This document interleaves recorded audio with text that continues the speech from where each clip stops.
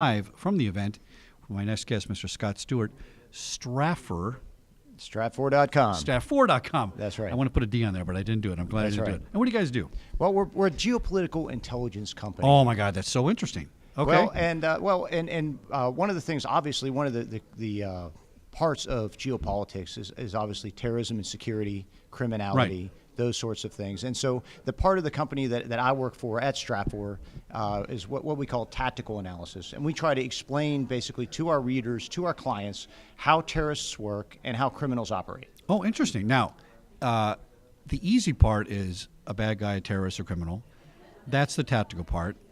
But I think what people miss on some of this analytical stuff is the way the government functions may affect how the terrorists respond in that country. Well, that's actually what I just spoke about a half hour ago. Okay, Fred Burton and I did a presentation basically on 5 terrorist trends we were looking at, and also the drivers of terrorism. And of course, one of the drivers of terrorism is security response. I mean, there's always been kind of a cat and mouse game between terrorists and security officers in the government, and there's been that evolution over the years. And that's one of the things that we cover very carefully at Stratfor. And in fact, we've launched a product last year at ASIS called Threat Lens, which is basically what we've been doing at Stratfor since 2004, but we kind of put it on steroids because we had more demand for it, and so we have a special product just for our corporate clients who are interested in security and terrorism. Now, how do you cut through the noise? And here's what I mean by that.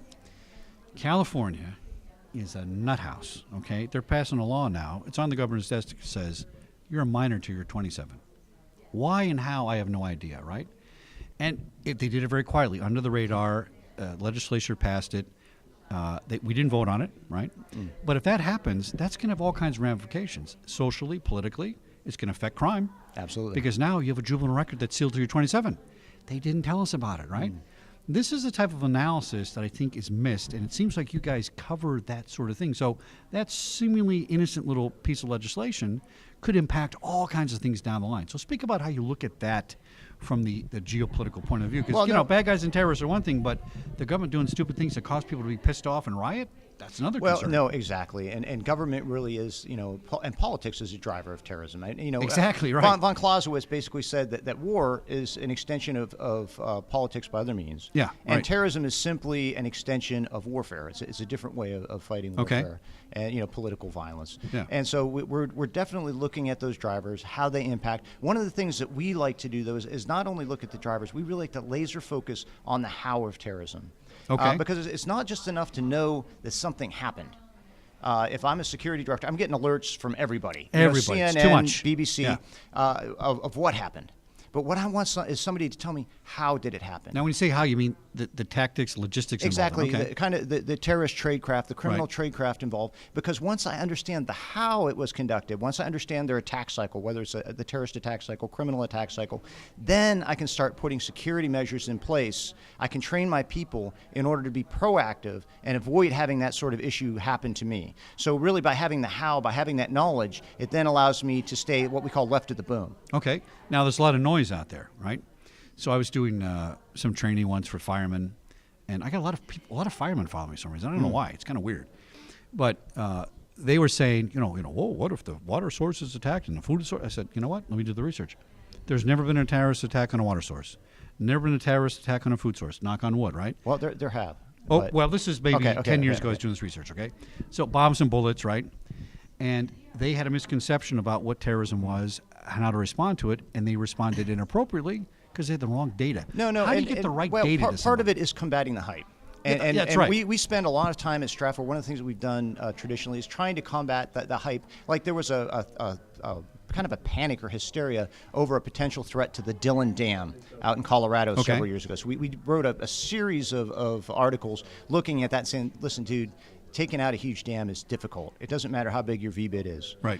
We were looking at, then they said, well, what about the water sources? So we started looking at the water sources and that sort of stuff. So a lot of what we do is try to combat the hype, to place stuff in perspective. Because quite frankly, if you're paranoid about things, it's just not effective for security. And you also have to know, though, what the real threats are that are coming down. So what is really going to impact my company, my people, my facilities, 3 to 5 years out, as opposed to, yesterday's news. Because one of the things that we know is that terrorists and criminals evolve. They're not static. That's right. They get smarter. They learn from what we do. There's an evolution there. So by understanding, what's going on to the drivers, it allows us then to forecast those trends, look at those things, and then put security in place to protect against them. Years ago at Disney, I used to get up at 5 in the morning and read all the papers around the world, and I'd look at things and I would see trends, right? Mm-hmm. And the People's Republic Daily, the Chinese online newspaper, those guys scooped everything. It's like they must have had spies. They scooped the London train bombing 10 hours before CNN had it, right? Xinhua actually is kind of a spy agency, as was, think about the BBC back in the day. So, that's true, yeah. There really was a connection between a lot of that, journalism and espionage. It's kind of, and nowadays it merges even more, right? And it's so hard to figure out what is a real story, what's not a real story, and stuff like that. Do we find that your clients are looking at you as it's analytics and it's intelligence and data, right? But really, as a news source, kind of? Well, real news, like actual facts. A filter. Okay, honest, I think that's right. even better because, Right. And one of the things they value is our flow, whether on the Stratfor side of what we call situation reports, right. or on the threat lens side with our items of interest, kind of the short blips, because it's not just short bits of information, but it's information that's been analyzed and vetted. So you know that it's not fake news. Okay, good. You know that there's something to it. And they actually value the analysis and the analytical thought that goes into vetting those pieces before we send them out. Now, how are you different from, and these may not be the same type of businesses, but I'm just guessing. There's Control Risk Group in London. There's iJet in America. They're not the same thing as what you do. Well, they're different. Control Risks does a lot of operational stuff that we don't do. Obviously they have an analytical arm, right? But a lot of the other companies, the ISOS, the iJets, they're more focused on travel security, which is important to us. And news briefings about the country and stuff. But we're really looking beyond that. You're analyzing. You're getting down there and thinking it through and saying, you know what, our think tank says this is the conclusion or the outcome. Well, yeah, and also the forecasting, and that's one of the things that Stratfor has always been known for. Is the geopolitical forecast. And that's one of the things that makes our threat lens different because, see, we bake it or we kind of hook it onto the Stratfor analytical model. Yeah. So, the net assessments, the country monologues, these things that Stratfor has been doing. So, for example, Mexico, we do a lot of analysis on Mexico. And everything that we do on Mexico is based on our basically the geopolitics of Mexico, right. The geopolitics of dope, the geopolitics of borderlands. Oh, yeah, that's right. The Mexico forecasts, because all those things overlay, and they kind of provide us a framework. And then we can, kind of hang those tactical details of what's going on with the cartels on that framework of what's going on the big picture. So we have the big geopolitical, eye, and then we kind of provide this lens of tactical analysis. After every show, I think, do I feel safer or not so safer? After an interview, I feel safer. Okay. And you guys are on the case. Thank you very much, Chuck. Stratfor.com, STRATFOR for our podcast listeners. And what's your booth number? It is here 4583. The analyst guys missed the booth number. All right, 45. It's always the hardest information to get, isn't it?